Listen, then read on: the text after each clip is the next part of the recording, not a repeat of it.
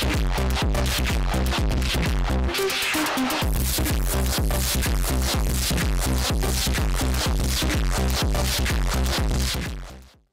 Caribbean nation of Cuba was one of the few countries outside the African continent that officially celebrated Africa Day, a day set aside by the African Union to mark the establishment of the Organization of African Unity, OAU, now AU. Relations between Cuba and Nigeria is said to be healthy, established in 1974 when Nigeria and Cuba opened embassies. A bilateral commission for cooperation was established in 1984.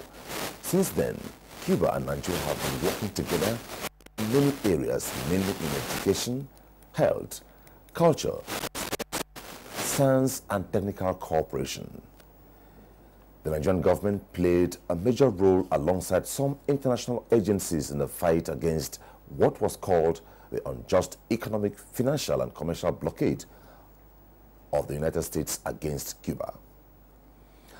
Recently, the Nigerian government sustained its position to continue working on strengthening bilateral relations and cooperation with Cuba. As the relations between Nigeria and Cuba builds up, where are we with all the MOUs, mostly in areas of culture and health?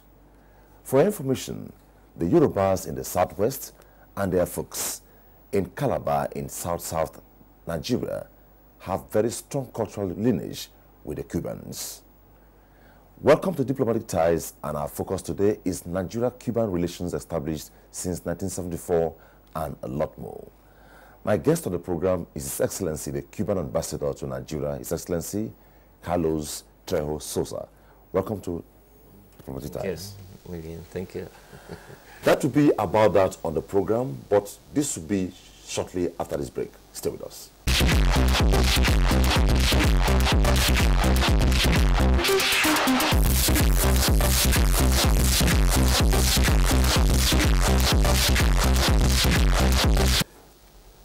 So to begin the program, I know most Cubans have Nigerian names. Your Excellency, what is your Nigerian name? Do you have a Nigerian name? Yes, I have a Nigerian name which was given to me at the Palace of the Oni by the kingmakers there.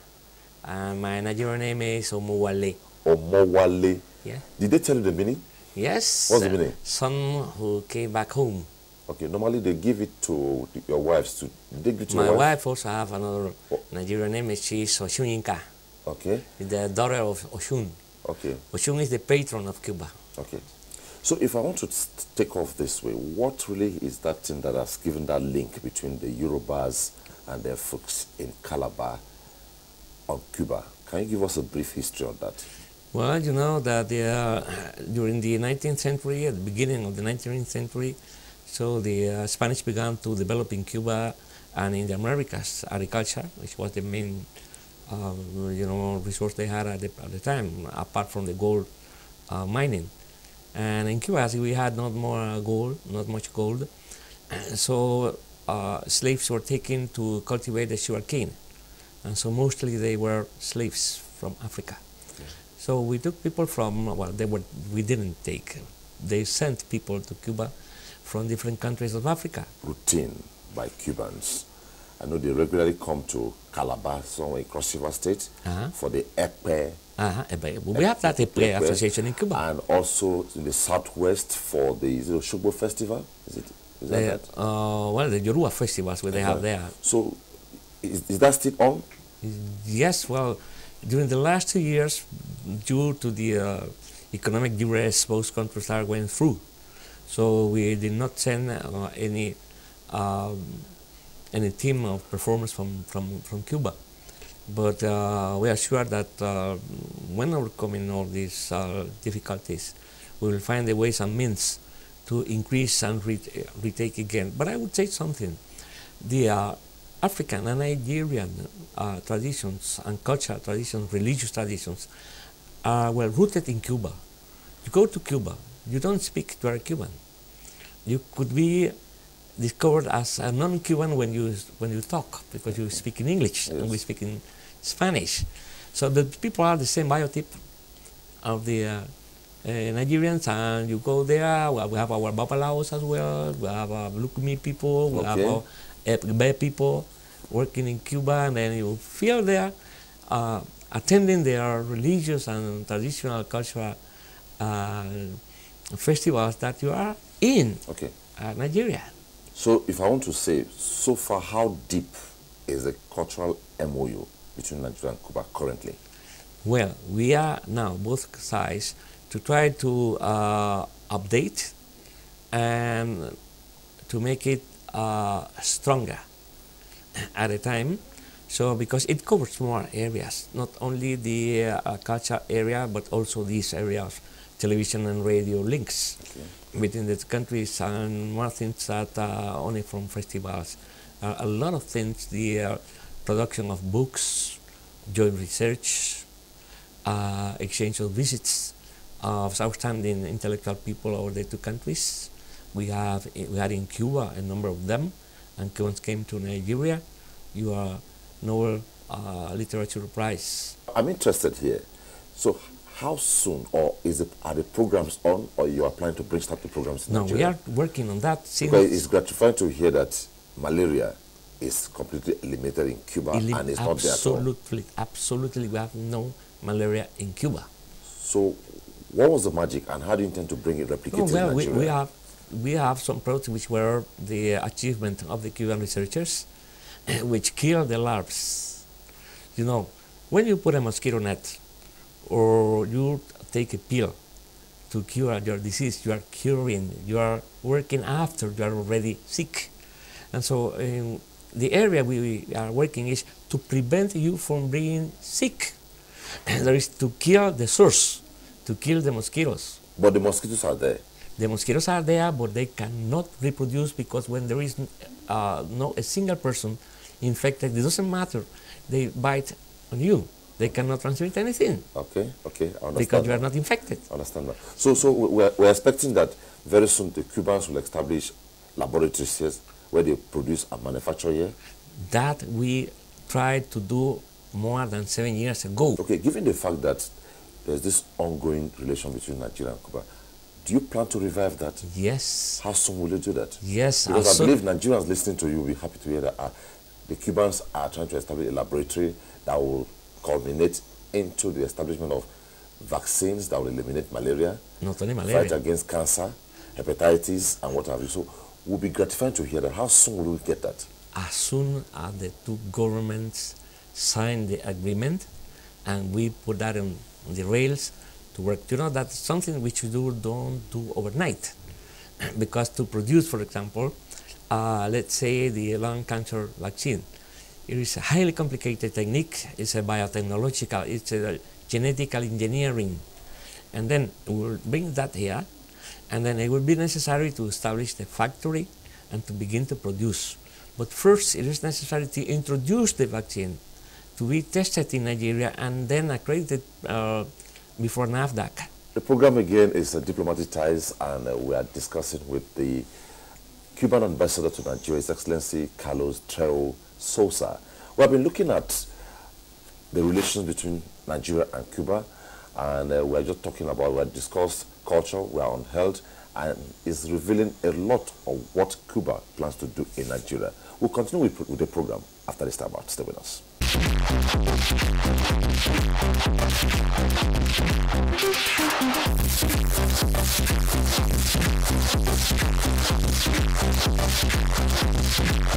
Just before we went on the break, my concern is, are we expecting maybe in the next 1 month, 2 months for all this to begin in Nigeria? Because it is very exciting to hear that the Cubans are coming to establish a health facility in Nigeria that will produce vaccines that will fight against malaria, lungs cancer, hepatitis, and you're telling us here that there are also drugs that will check people not to be amputated even if they have infections. So in how many months are we expecting that in Nigeria? Well, you know, we hope that before the end of the year, we could have the agreement signed. And then it meant that 2017 could be a very hard year for working the two sides in order to introduce, test, and begin the use of the product. So once the product is tested here and registered by NAFDAC, and then the product could be already used. Okay. And then immediately after, it depends on the provisions of the two sides on how to make the license and bring the products to be produced in Nigeria. Okay. So the decision of the Cuban side is already on. But you have a location already? No. We are now making the first steps in that direction. So it means that we need to sign the agreement first, and then it is for the Nigerian side to register and use, because it's a decision of the Nigerian health authorities to approve the product and then to be imported and taken and used in Nigeria. Okay. So let me take you off Nigeria now. How did the Cubans welcome the restoration of relations between Cuba and the U.S.?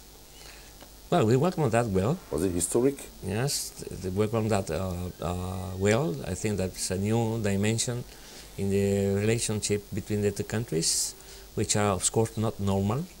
They couldn't be normal until some things are already solved at the embargo. Then some other issues, the giving back to Cuba the territory of the Guantanamo naval base, and some other issues, compensations between the two sides, and things which are still in the way of discussions. So to say that we have normalized this relation, it would take some time. But we are prepared. The Americans have said that they are prepared. So, but there is still the problem of the embargo, which is pending on the relationship between the two countries. So until that is done, we could not speak about complete normalization. So what update can you give with regards to the economic, commercial, and financial blockade? Is it still on, or it has been lessened? It's completely on. It's completely on, despite all the efforts made by President Obama using his executive powers, which are in the right direction, are not enough. Because the embargo is a big thing. It's a net composed of many dispositions, laws, and things which prevent a normal development of our country and normal development of trade relations with any country. Let's take, for example, if the two governments, Cuba and Nigeria, decide to begin to produce in Nigeria, this products licensed by Cuba to Nigeria, then it will be necessary to buy and put in place at work the devices, the equipment. The equipment comes from American companies and from companies which have American interests. So up to now, there is forbidden in the American law on embargo. So they could have an extraterritorial effect upon Nigeria. Nigeria would hardly be benefit if those things are not lifted. But how, from where they are going to... But I believe that discussions and negotiations are still on, and maybe hopefully very soon so they'll be resolved. We need that the Americans need that the Congress of the United States, which is the only body in the United States which can lift completely the embargo, because it is a law, lift it and put aside that law. But that depends on the American Congress. Okay. So back to Nigeria. Have you ever put in place an economic mission from Cuba to Nigeria? No. Are you planning that? Of course, we plan that as soon as we begin to develop and to upgrade the relations we have between the countries. I think it would be necessary to have experts who come and work with the Nigerian side. For example, if we produce in Nigeria those vaccines, that would be under the watch of the Cuban scientists and experts. And so also we intend to have exchanges of scientists between Nigeria and Cuba. Because we will not come to Nigeria to teach anything, as I said when we were meeting outside the cameras. We would come to Nigeria to share what we have achieved during all those years. Because we cannot come back home and say to my grandfather, do this and that. It is up to you. So no conditions attached? Of course not. Of course not. The only condition is the self-respect and mutual love which exists between the two countries for many, many years since independence. When some people get posted to Nigeria because of the insurgents in Nigeria, they get worried. Were you worried when you were posted to Nigeria? Well, you know, the security issue is it's a question in Nigeria, which we hope that the government and the people of the country would have the ability and desire and all the means to solve, and then to put the nation in the place you should be all the time. Okay. And then we could, if the security question is completely solved, and it's something which is only for the Nigerian people to solve without any foreign interference. We know very well about foreign interference. Okay. That's why we don't pronounce anything which could be taken as interference of in the Nigerian affairs. But the good thing is that we know by the time the health facility starts in Nigeria, that's going to be an open space for employment for Nigerians and a cross-fertilization of a lot of ideas between Nigeria and Cuba. And also bring Cuban doctors. Okay. Bring Cuban doctors to go and work where they are more needed, you know. But when that problem is solved, and I think that you would be solving that problem sooner than later. Okay. Do you have any current, beyond the health facility you're planning, do you have any other program going on in Nigeria, like education or what have you, currently? Well, we were collaborating with Nigeria in the education field, but at a very small, you know, it was a very small collaboration. We think that we can work with Nigeria. For example, Cuba has a program called Yes, I Can.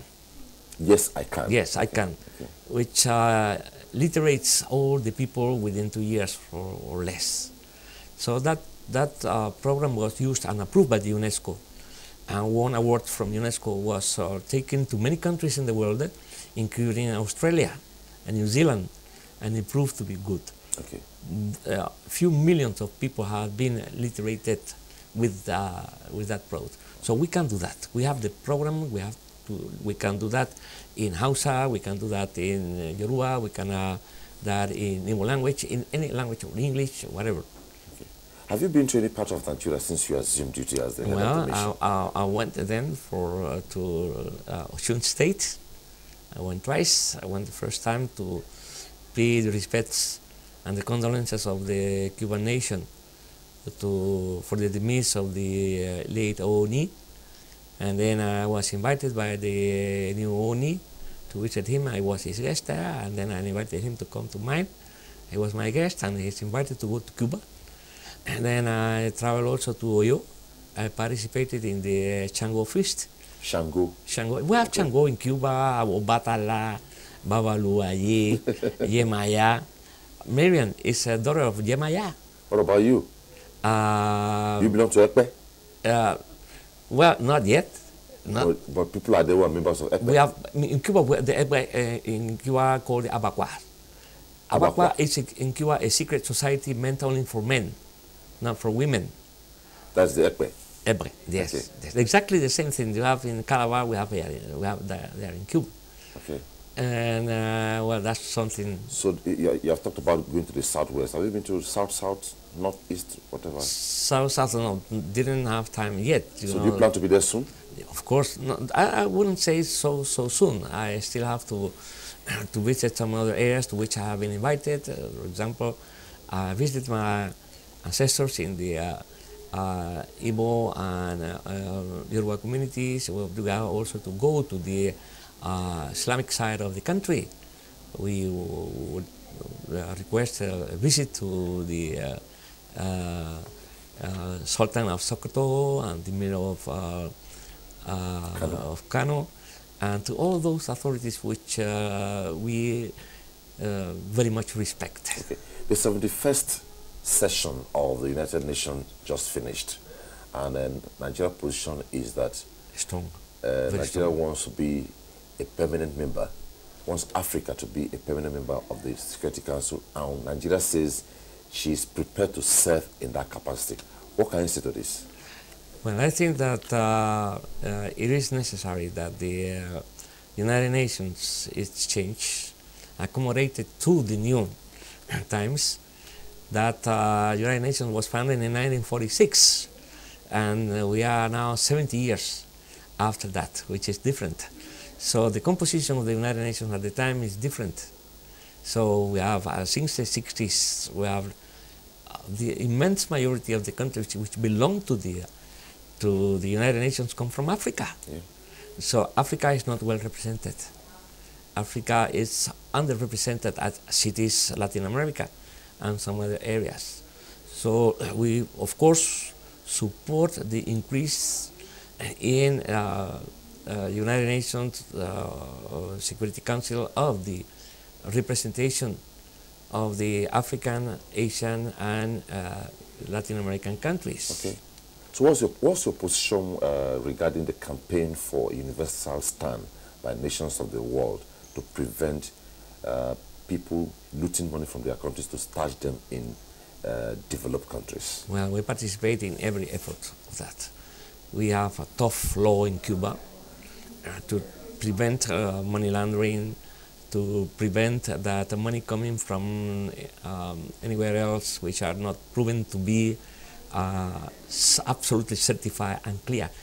Somebody can certify, but if we don't trust that, we wouldn't work on that. Okay. Then Cuba will never be a base for laundering money or taking money stolen from anybody else in the world. We would never accept that. You can be sure of that. Okay. Cuba will be always a tough country in regard to prevention of crime and insecurity or threat to any countries or any hazard. So what legacies do you plan to leave when Carlo Trejo Sosa is posted to another mission outside Nigeria? I would like to leave behind me, and not behind me, I would never leave Nigeria. But it's your home. Nigeria stays in my heart, you know, and in my brains. So I would work upon, well, people, I would like that people who come after me work upon things which could develop more and more these things we have been talking about. Okay. As I have been doing, I am taking advantage of things which were done by my predecessors in Nigeria. So I hope that we would have an excellent collaboration in the scientific area and the medical care system and exports. Nigerian people are excellent people, are very, very wise and intelligent people, proven by the lot of African Nigerian people working in UK, United States, and in other places. Very talented scientists. And then Nigeria has everything to win and to obtain the place in the world this nation, this beautiful nation deserves. Talented people, hardworking people, people highly educated, something which struck me since I arrived. So, since that, unfortunately, we lost a little in Cuba.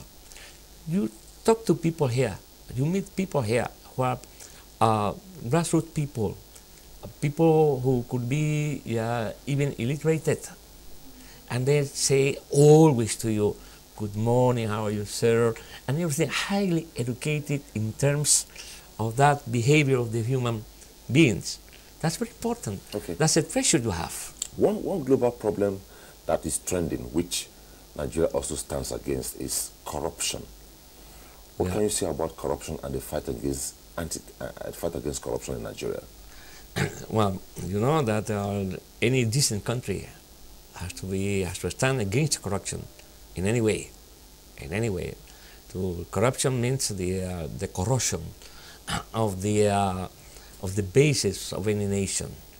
So we know that Nigeria is fighting very hard on that. We hope that they could have the nation of the country could achieve your purposes, your aims in that area. In Cuba, maybe we could have corruption in Cuba, but at a very small scale, not in the ministries, not in the leadership of the country. How did you fight it? It cost a lot. It cost a lot. Oh, really? It costs a lot. First, I would say that, for example, the deputies in Cuba don't have salaries. So when you stand to be elected a deputy, you know that you have to continue on your work you are doing as, for example, a program manager, and then after, in your leisure time, then you work on the political side of your life. Okay, it's part-time. Just part-time. You don't receive salary for that. You don't have any opportunity to grab money. So, and that happens to everybody. The ministers, of course, they receive their salaries. But the accountancy in Cuba is very, very high. Even the last couple I received at the embassy for consular services are counted in Cuba daily. So it's very difficult. So if you're asked to replicate that in Nigeria, how will you? Will you make yourself available to replicate the model you guys had developed in Cuba? I would say that it's much better for a human being to live poor with dignity than to live in richness, humiliated by the weight of the money. Okay. Thank you so much, Your Excellency, Cuban Ambassador to Nigeria, Carlos Trejo Sosa. It was a pleasure talking Thank with you. you very much, my dear brother. And I hope you'll be my guest when other issues play up. Anytime. Okay. Anytime. That's about that on Diplomatic Ties today. Thanks for being our guest. And once again, my guest has been the Cuban Ambassador to Nigeria, Carlos Trejo Sosa. Be our guest, same time, same station. For now, bye-bye.